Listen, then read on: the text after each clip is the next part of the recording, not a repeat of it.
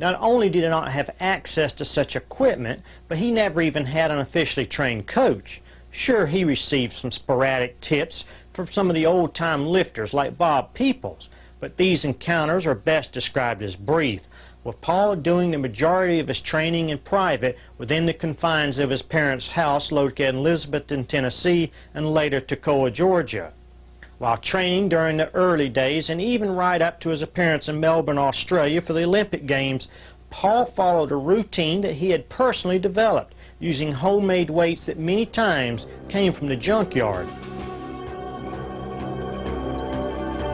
One of the most famous pictures depicting Paul's equipment were those showing him working out with a set of iron wheels attached to a huge steel bar which he used in practicing his squats.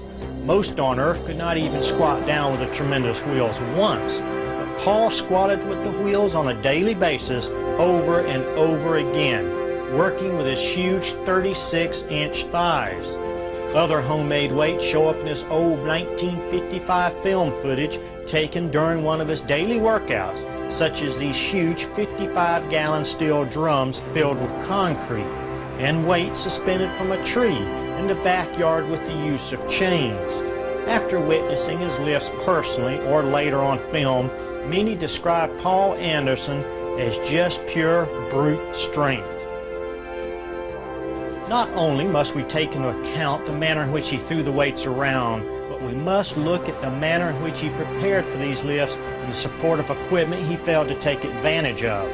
Lifting experts cringe and shake their heads in amazement when they look at old photos and footage of Paul walking on stage and without any warm-up squat world record weight, wearing an old pair of tennis shoes, or worse yet, no shoes at all, and no knee wraps.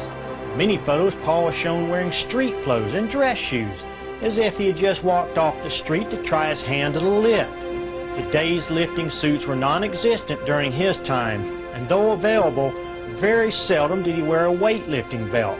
Later in life, he usually wore a pair of his favorite cowboy boots when squatting or doing his famous back lift that contained a table loaded with people. It is doubtful that any modern-day lifter would even consider lifting record poundages without the use of specially designed shoes, knee wraps, belts, super suits, and other high-tech accessories for the fear of permanently injuring themselves.